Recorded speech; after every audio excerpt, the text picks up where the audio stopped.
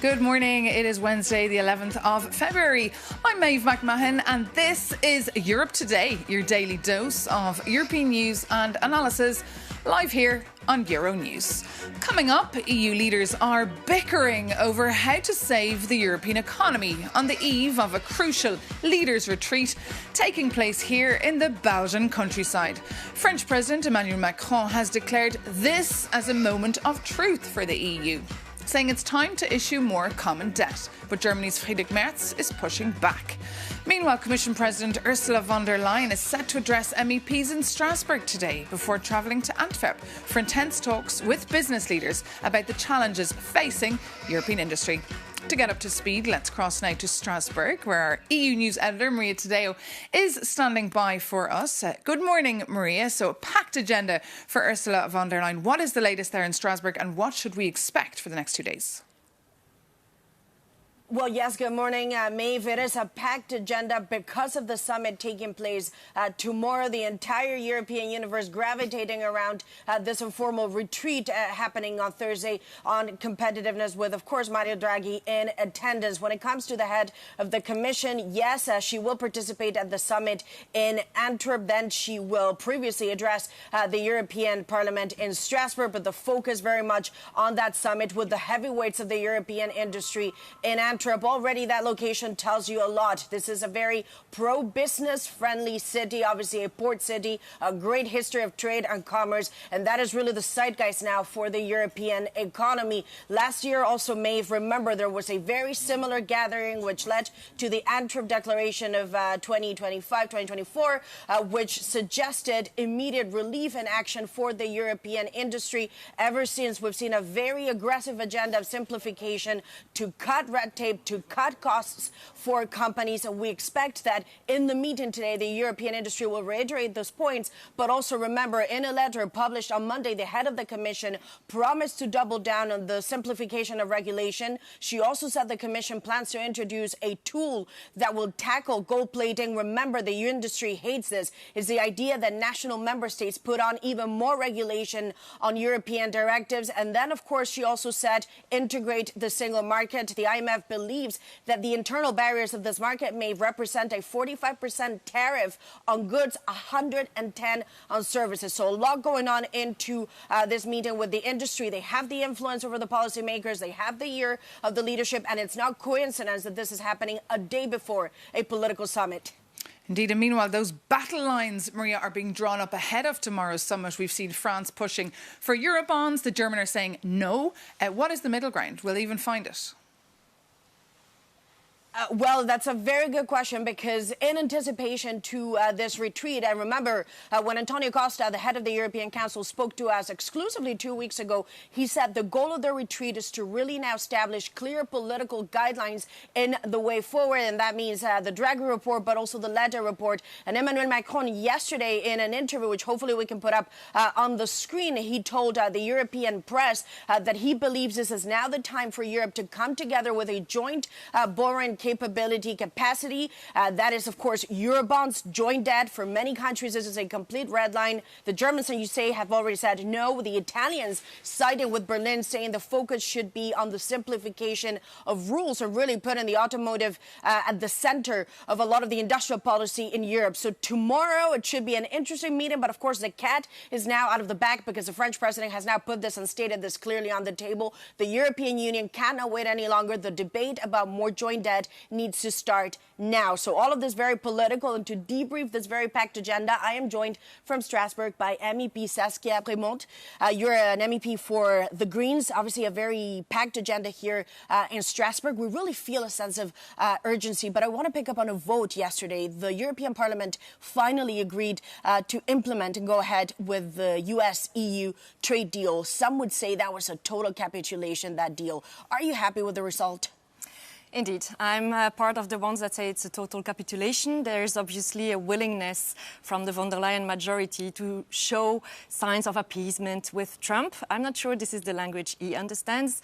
There was a majority, I think, in favor also in the parliament to activate the anti-coercion instrument that the EU has to reply to such commercial trade attacks from third countries, and we wanted it to be activated, to show some teeth also to the different attacks and threats given by Trump and its administration. So I think the current answers are indeed a bit too weak from the EU side, and to link it with the other debate, like the industrial debate, it's high time for the EU to give preferences to its own industry, to think about eventual tariffs, additional tariffs towards the US, for instance, and also to take back the compass of the Green Deal to really put the competitiveness hand in hand with sustainability. Okay, there's a lot to unpack there, because you say Trump has been very aggressive on Europe and we have been very weak. To me, it seems that after Greenland, however, something has changed. Isn't there a contradiction between,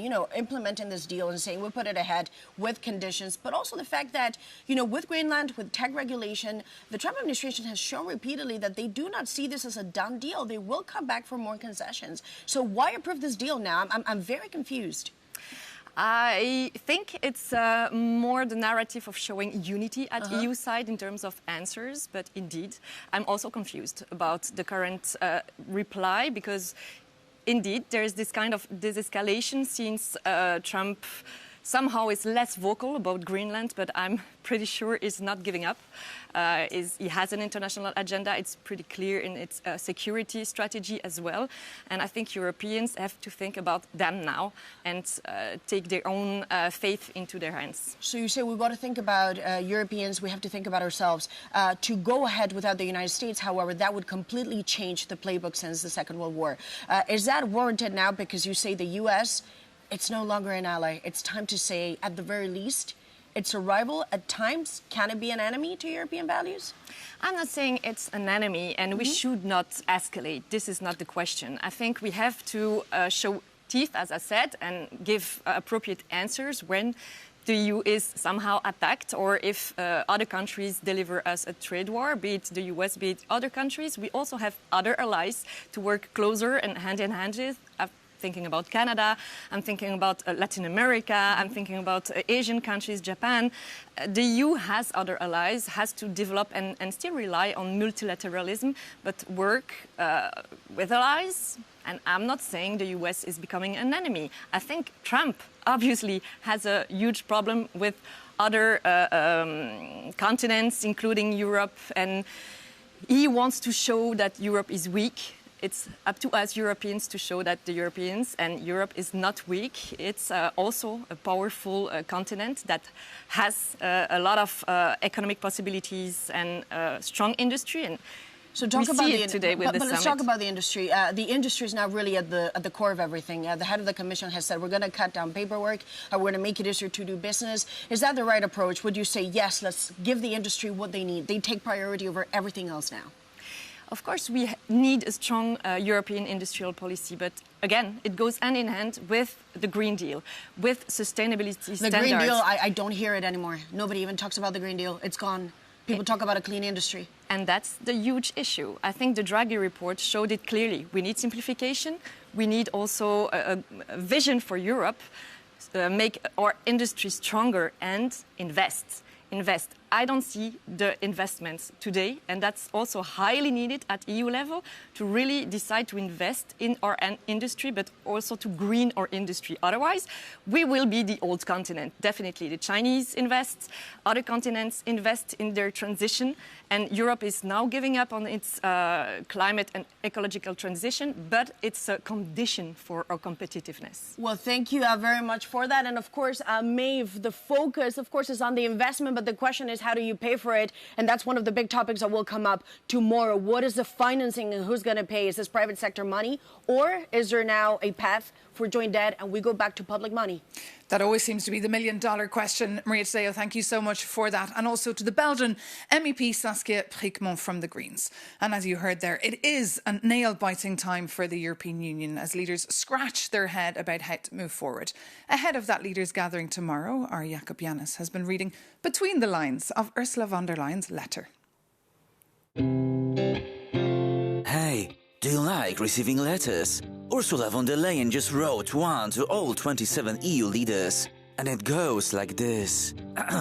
Where a lack of progress risks undermining Europe's competitiveness, we should not shy away from using the possibilities foreseen in the treaties on enhanced cooperation. Confused? Don't worry, your reporter also struggled. But in simple words, it's all about new European super speed club. So let's break it down. In her letter, von der Leyen is essentially saying, if we cannot agree now as 27, let's break the taboo and move forward in smaller groups. And the so-called enhanced cooperation will allow a group of at least 9 countries shift up a gear without waiting for the others. And those considered troublemakers, they can keep pumping the brakes, but they are about to be left in the rearview mirror. But buckle up, because that's not the only bold idea. Emmanuel Macron is pushing for future-oriented Eurobonds, so a massive common debt for strategic projects. And this is already happening with the 90 billion euro Ukraine loan, which is bypassing Hungary, Czechia and Slovakia. And this also shows not everyone is ready for a Hamiltonian moment. But the trend is clear, and the EU is finally trying to reform itself. In September, von der Leyen suggested limiting veto rights, which are often used by some member states to derail collective action. It is time to break free from the shackles of unanimity. And the motivation is clear too. Because if Brussels doesn't learn to drive fast, it will not just be overtaken, it might end up in the scrapyard.